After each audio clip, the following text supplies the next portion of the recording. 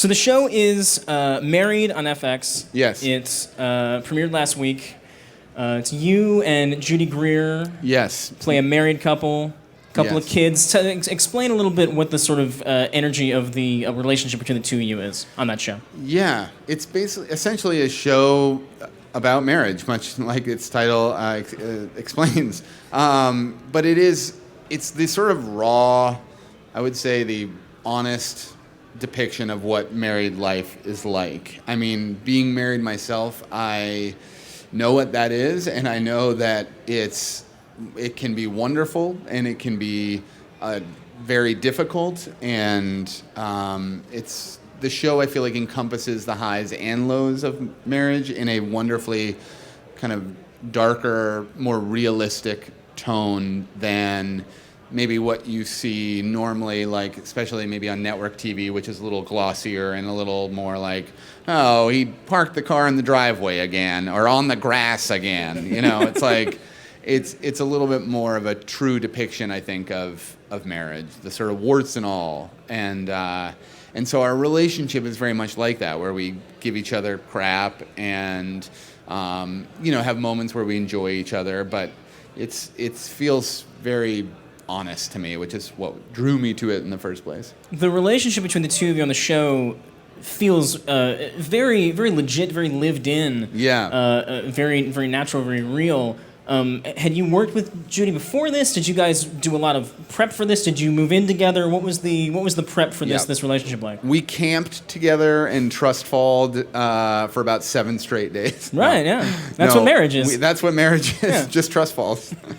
No, we met on the set of The Descendants, which was a movie that my writing partner Jim and Rash and I co-wrote. With Alexander Payne, the director, and we met on set because we went to visit. We had to go visit Kauai where they were shooting, which was terrible. Downer. Bummer. And so we met there because Judy had just started and had a couple days before she began, and so we hung a little bit there. But then we really hung a lot more after the movie was done, and during that whole sort of campaign season, the awards sort of push where there's a lot of Q&As and a lot of panels and a lot of parties and things that you go to sort of promote the movie, and so we spent a lot of time together through that. But we had never acted together on screen at the same time, so it was really fun and very easy to kind of settle into this relationship. I think just because we're both, I think, kind of down to earth and no frills people as far as like. We don't carry with us like a team or anything like that. It's very just like, hey, what's going on? And so I think we got along really well, before, and then even more so while we were shooting. It felt very effortless, and a lot of that is attributed to Judy, just both as a person, but even more so as an actress, who's just very like giving and very relaxed and it just didn't feel like work. You just felt like you kind of slid into this relationship, and I don't know, it was very natural and, dare I say, organic. Ooh. Yeah. So a lot of kale involved in that relationship. Yeah, there was heavy wheatgrass. We have a clip from the first episode that I think really sort of elucidates your relationship. This is the one out back. You want to set this up? Give it a little context. Yes. Is this I don't remember. Was it the Dracula one or the one out back? Oh no, this is right. This is where you're Dracula dressed one, as a Yeah, this is sort of where I'm trying to get Judy to have sex with me, and she is. Has sort of spurned me away, and I've gotten advice from my friend Bernie, who's played by John Hodgman, and he tells me basically to be interested in what she's interested in, and she's interested in vampires. So this is another tactic that I use to sort of get her in bed. All right, let's take a look.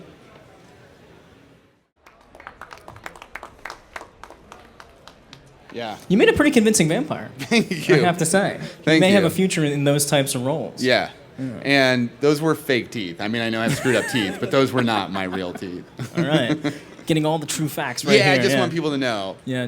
Now, how much of that scene is script and the show in general? How much of it is script and how much of it is improv? Because you're an improv guy. You come from that world. Yes, I do. I know a lot of it It was sort of a mixture of both. We did do a lot of improvising on the show, and Andrew Gerlin, who created the show, is very supportive and open to that, and I think was more, focused on trying to just get the essence of the scene and really then caring about, every being word perfect, throughout.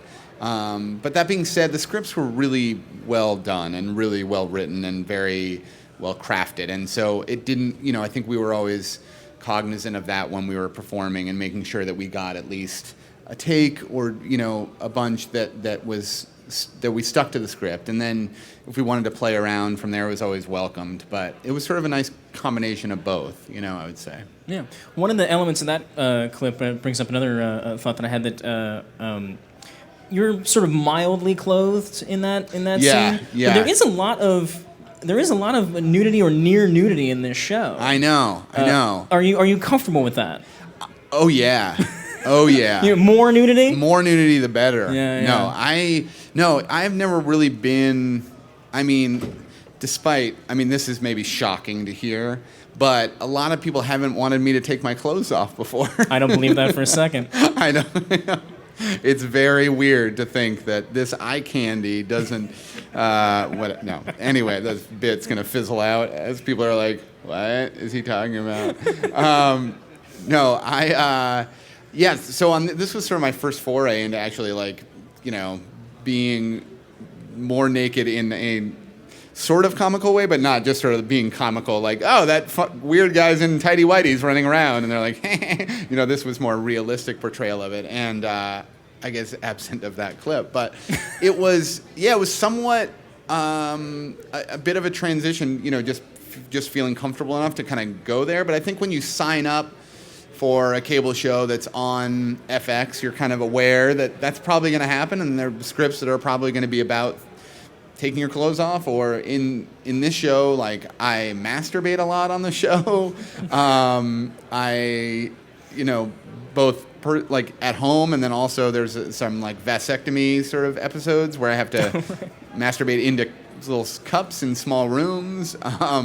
Judy and I have a lot of intimate scenes where we're sort of in the bed together, and you're wearing these terrible small nude colored underwear that is very unattractive, and for a man it's so tight and kind of weirdly padded that it kind of makes you look like a Ken doll in a way, where it's just everything's very smooth.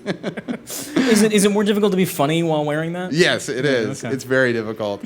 But I think we were so, you're trying to be so respectful of each other, but at the same time you have to be a couple that's been married for 10 years plus. So you have to act obviously like you're intimate, but there's also this weird, just reality that this person really well, and no matter how comfortable you are with them, it's still awkward, acting and trying to figure out where your hands go under the covers and, not graze too close without it being awkward. And so you just sort of adjust, I guess. And a lot of apologizing. Yeah. I'm sorry, that was my elbow. I did not mean to put that there. Yeah. So it was fun, though. Yeah. Now, on the show, you and Judy, your characters have three kids, 3 daughters. 3 kids, yes, 3 daughters. Now, are you yourself a father? I am, and I have 3 children. Oh, wow, okay. Yeah. So do you feel like you've brought some semblance of your own fatherhood to this character, yeah, or are you a totally different father? No, I'm exactly like this man. Yeah, this was not a stretch. This is me in a nutshell. No, but there are, yes, plenty of similarities, obviously, between my life and the show. And, it's funny because I've been married almost 8 years, and Judy's been married 2 years, and we have a much different perspective on that and where we are. For Judy, she was so affectionate and so loving and so always putting her arms around me in scenes, and me and Andrew Gerlin, who created the show, who also has 3 daughters and has been married for over 10 years. We're like, oh no, you wouldn't put your arm around him like that. No. She's like, no, I love him. It's like, yeah, but still, you wouldn't hold his hand. And I was like, yeah, get away from me. I would never have this happen. So it was really funny because she's like still in that sort of honeymoon where they're just all over each other and collapsing into each other, and I'm like, get away from me. So that was useful. Yeah. That was useful. Case studies. Yeah. We have, let's take a look at another clip Okay. from the pilot. This is a more, not necessarily an argument, but a more serious conversation between you and Judy. Yes, we're in the backyard, I believe, in this clip, and talking about basically, the issue that is existing right now, which is me wanting to have more sex and her not wanting to. All right. Let's take a look.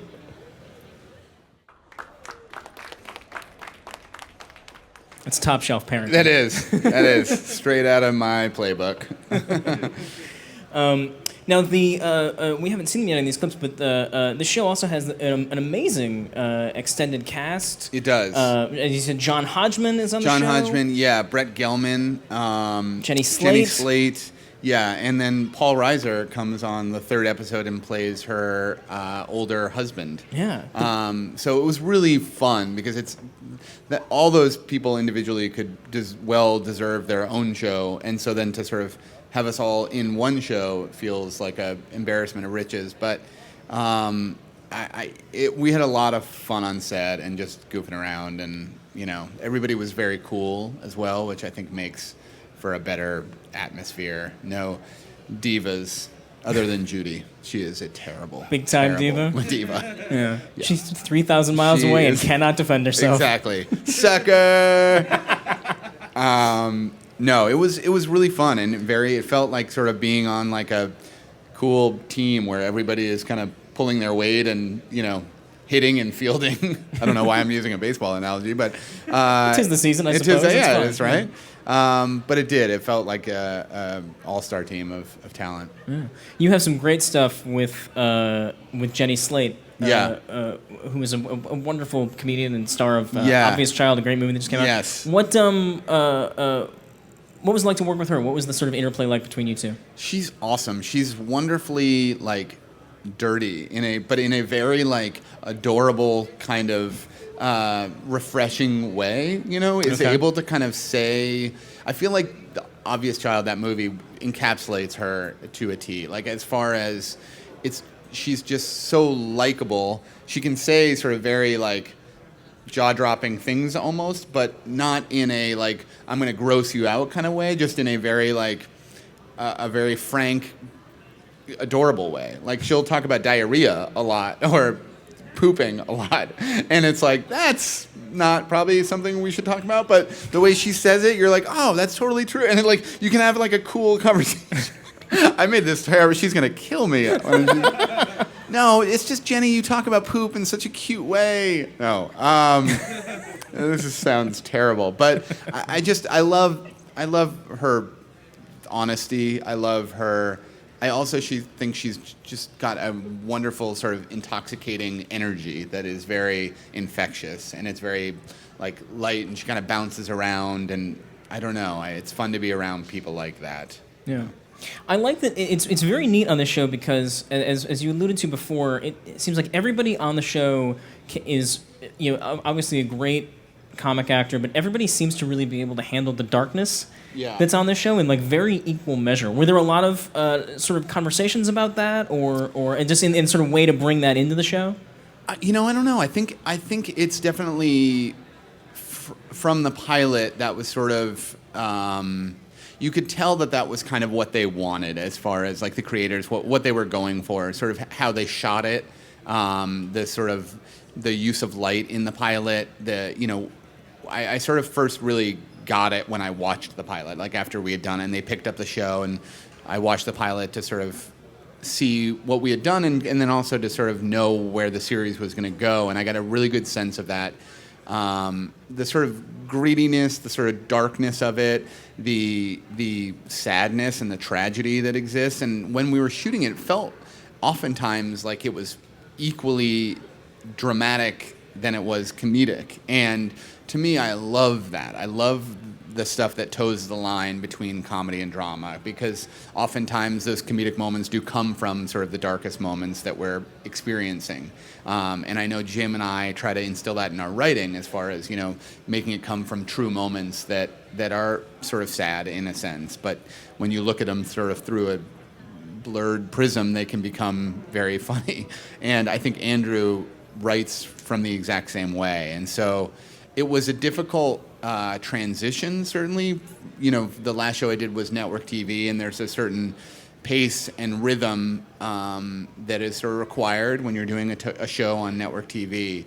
And whereas you're sort of pushing a little bit at times, and it's a little more heightened, a little broader, and then something like this is so underplayed, and anything that feels a little bit bigger, just automatically you gain a sense of sort of like, oh, it feels false. And so playing something so underplaying everything made me nervous, because you're like, I don't know if this is funny or we're doing like a heavy duty drama right now. This feels so dark and intense. But then I think if you just trust the material and trust the writing and the situations that you're in, that comedy can come across. It's just, you have to trust in the creator of the show, and I think it found that tone sort of wonderfully. Yeah.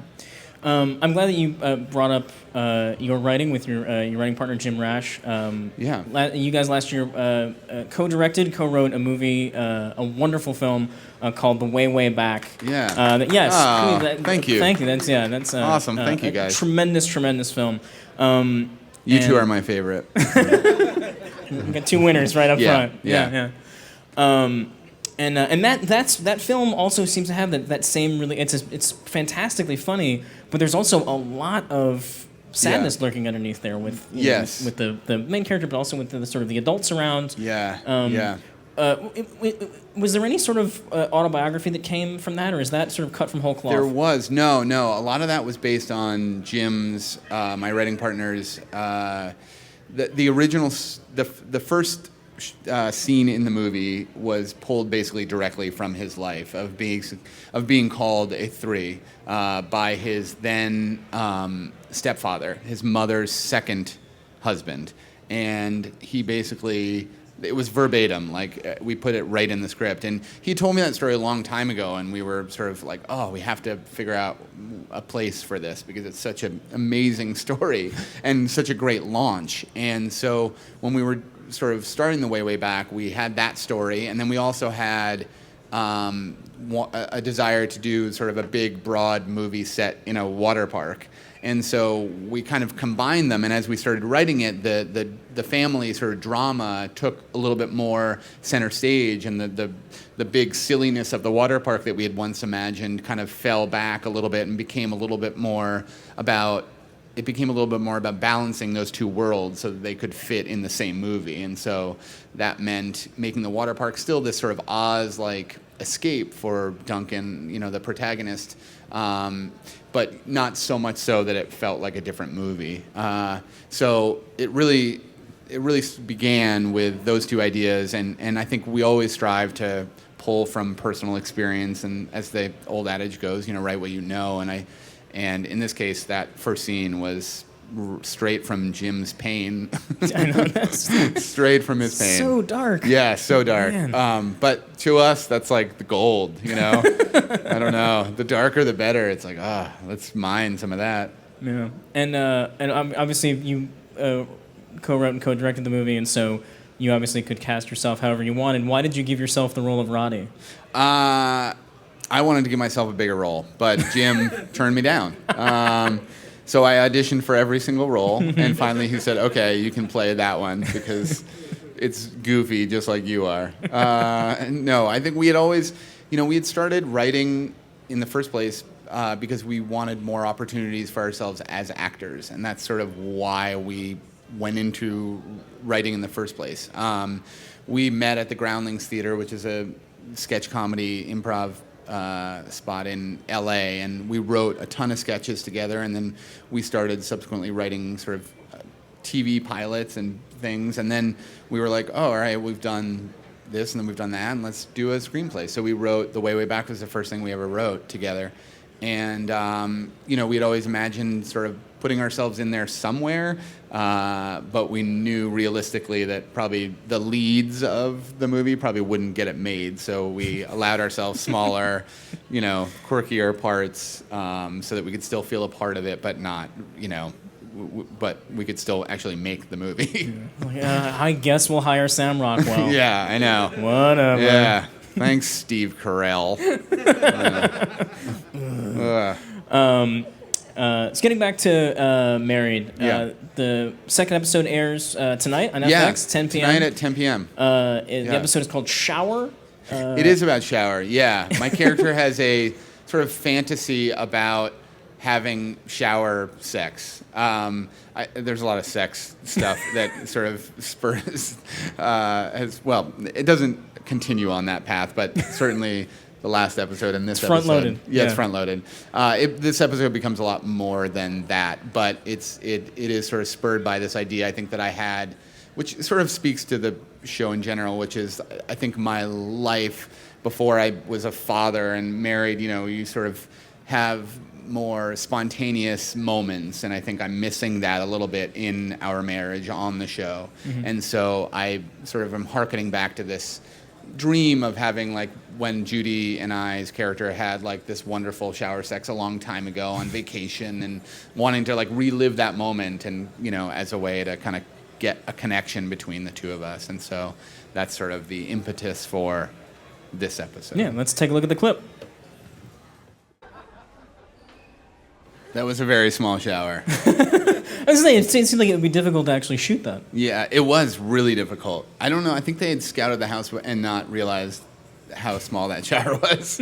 But we made it work, but it was cramped. Yeah. Really cramped. And no Hollywood magic, no pull-away walls or anything? No. It was a practical location, shower. And it was tiny. And so Judy and I got to know each other a little bit better that day, too. More apologizing. Yeah, more apologizing. Oh, sorry. Whoops. Excuse me. That just touched that. A lot of those conversations. Yeah. And now this episode starts off very whimsy, but quickly veers into that whole sequence with you and Brett Gelman. Yeah. At his old house. Yeah. I was watching this episode earlier today, and someone walked in and they were like, "What sort of darkness are you watching?" I know. That it gets very, very heavy. It gets really dark. And I think and I mean I guess that when you have a show called Married, you also sort of have to introduce the idea of divorce into it, and that's sort of what Brett's character is, right? Yeah. I mean, in a lot of ways, this is as much about Judy and I's relationship as it is an ensemble, and I feel like. A lot of time is spent with Brett and his character's arc, as well as Jenny and Paul and what they're going through, which I think only elevates the show in general. So in the episode, it's an extremely, like, wonderfully painful moment, or scenes, I guess, that are strung together with Brett, who does such a good job at playing towing that line of it being funny, but also seeing the sadness and darkness behind the curtain a little bit. His character is recently getting a divorce. His ex is already sort of with another man, and they're about to get married. She's about to get remarried. He finds that out. Spoiler alert. And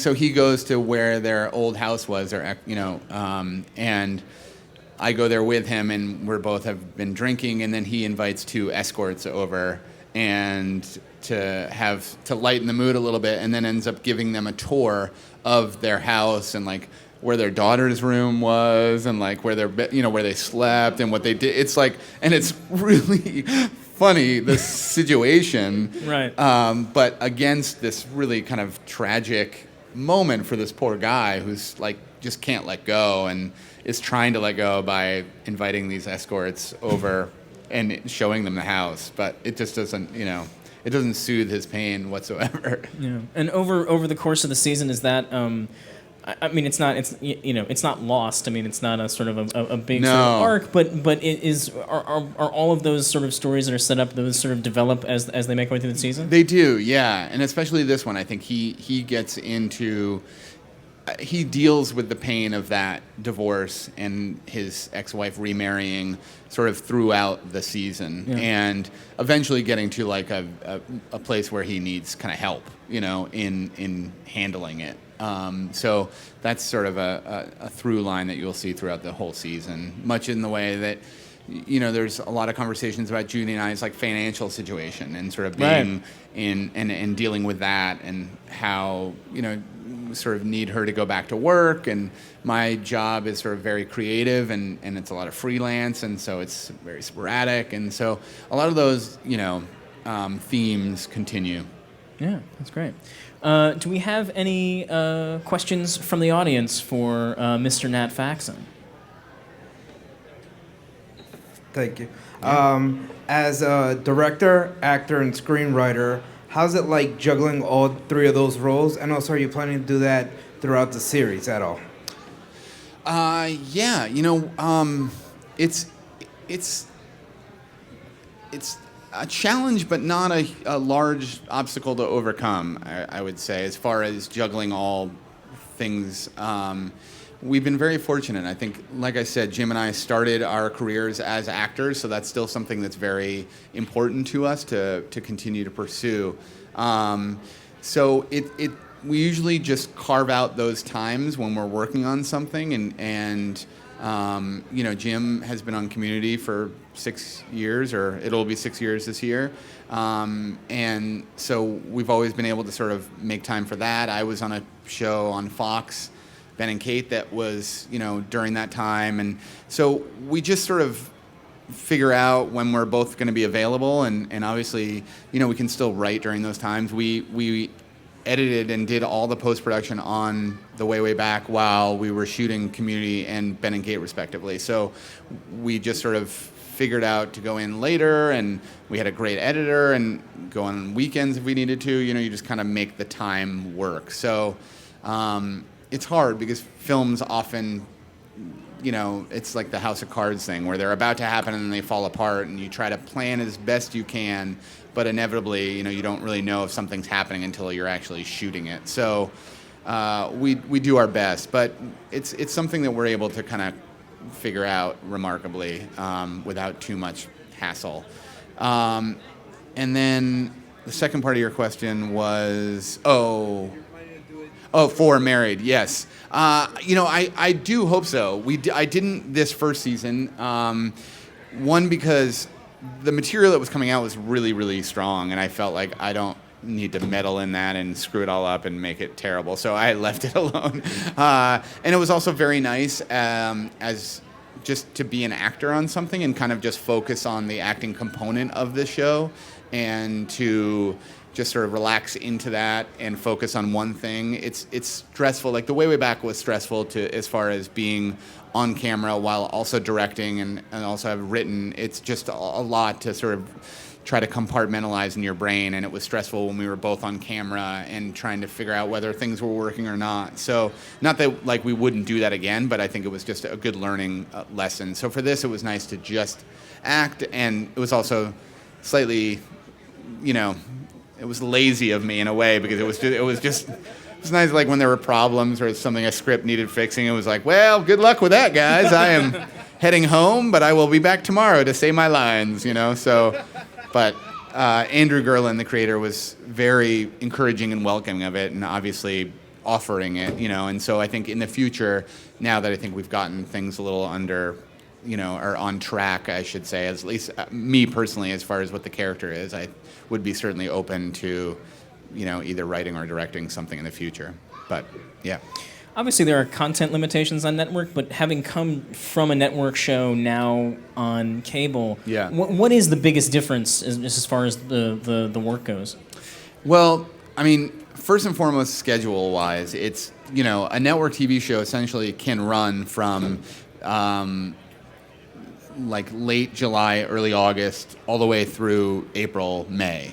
So it's a 9-month commitment. Yeah. And when I finished Ben and Kate, that was one of the biggest things that, one of the biggest reasons why I didn't sort of jump right back into doing a network show was because I did want to have time to do the stuff that Jim and I do together, and to direct and, write. And so therefore, I think you have to be sort of committed to a long run, you know. And then as far as, you know, just acting as far as like what I was talking about earlier, there's just a certain pace that's different, you know, and it's a little bit quicker, and you're not allowed as much, you know, leeway as far as how dark you can go, and it's material, you know, it's fun to go dark, and it's fun to do that. And I think there's less micromanagement in cable than there is in network television. For whatever reason, they just sort of let you go, and FX was a great example of that, where I think they were very, you know, collaborative as far as like what they wanted the direction of the show to be. And then once they sort of felt like everything was in a good place, they just completely stepped away and entrusted us and mostly Andrew Gerland, who created the show, to sort of do what he does best and then put it out there. And I feel like the less meddling and the less, you know, note giving, the better the product is. And I think that's one of the biggest difference between cable and network, is that they sort of just let the creators and the creatives be without sort of getting too involved in the final process. Yeah. Hi, I just wanted to ask, you mentioned the semi-autobiographical nature of the story with The Way, Way Back. Was there any elements to The Descendants when you wrote that were semi-autobiographical as well? And did you want to get an opportunity to act in that movie as well, or was it never presented? Funny enough, I auditioned for the George Clooney part and did not get it. I don't know what Alexander was thinking. Clooney's a real diva. Yeah.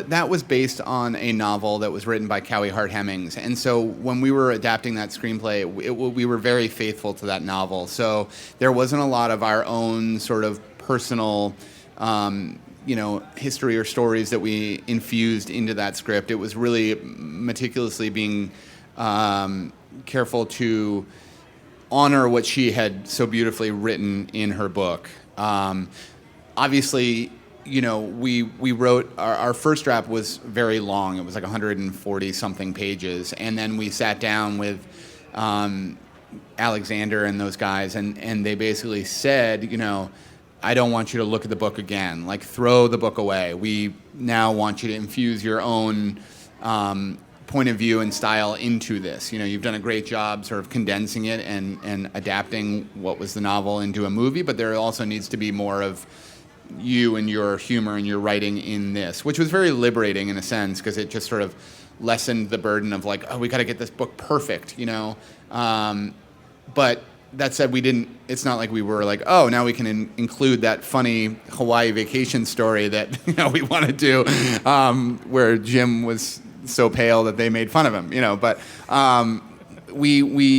so it was just a matter of like sort of loosening up and feeling a little bit more like, I think, blending some of the humor with the drama that was in that story. And as far as acting in that, I mean, I think Jim and I would have been wonderfully, we would have been so honored and excited to be in it. But it didn't make a whole lot of sense. There weren't a lot of roles in the book that felt like, oh, and it felt very dirty to right, to have there are these two quirky guys that just hang out on the beach all day, or that are doctors in the hospital where this woman is in a coma. You guys could have been the Jay and Silent Bob of the Descendants. I know, we should have been. No, so it was really never, I don't think that was ever crossed our mind as far as acting in that movie. It was really just about servicing this wonderful novel. Did I read somewhere that you're working with Alexander again?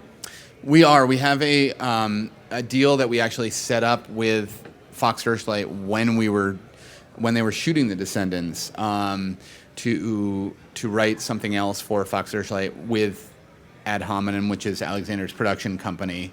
Sort of collaborate once again, all three of us, three meaning Jim and I, and Ad Hominem and Fox Searchlight. And so we are.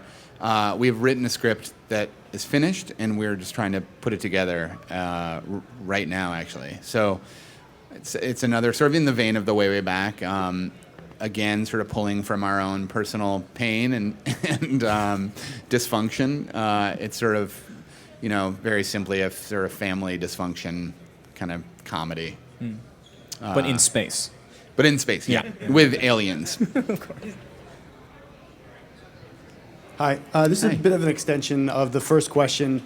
With acting and directing, you've acted for a long time, you said, we know, and then you went to directing. Is there something specific that you could say that kind of informs one or the other, that, having come from all that acting, what would you tell a director or what would you tell an actor, on each side of that?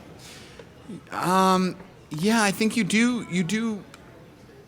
I think certainly from my experience, being an actor for a long time and then becoming a director, I think there are things that notes or ways to approach actors that you felt like in the past were very helpful. To like, other directors giving me notes that I felt like, oh, what a great idea, and then sort of trying to remember that when you're directing, being like, how did they do that? Because I want to try to do that for that actor. So yes, certainly. I think I'm trying to think specifics of things that were said. I mean, in general, I think when directors are trusting of the actor and are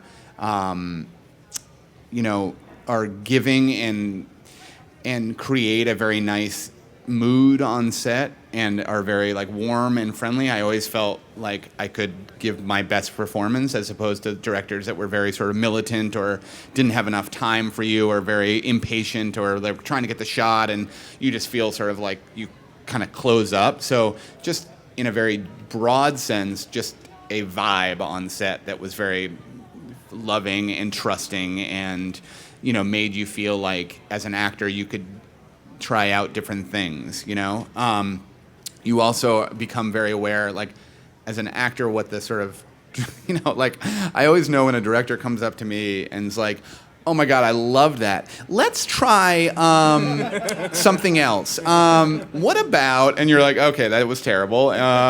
You sort of start seeing the little, and then as a director, I've done that exact line on somebody, and so you start picking up all the things that you're like, oh, okay. But I think, when we were doing the way back, it was really like we didn't necessarily have the technical knowledge as far as cameras and lighting. We didn't have enough experience with that. I think what we hired these amazing, experienced department heads to sort of help us, guide us through that. But as far as I felt we were very familiar with the script and very familiar with the tone and the mood of what we were trying to go for. And I think being an actor sort of helped inform us being able to give those notes as far as giving them direction in terms of what we wanted this to be, or guiding them a little bit more towards the right emotion for the scene, or having fun trying it a different way, or I'm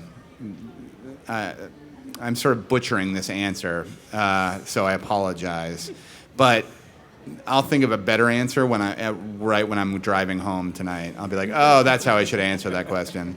But yes, they do inform each other. I just wish I had better examples. But I would say first and foremost is just being nice and open and trusting to your actors.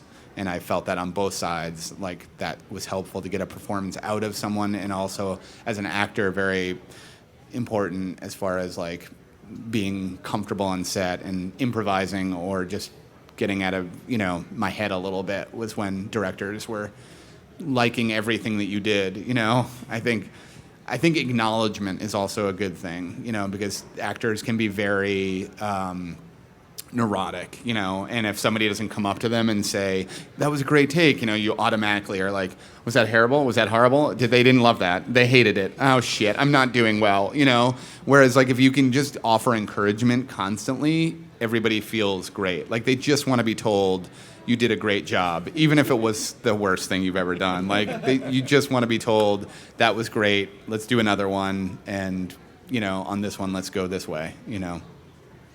We now know you completely. We do. Biblically. We do.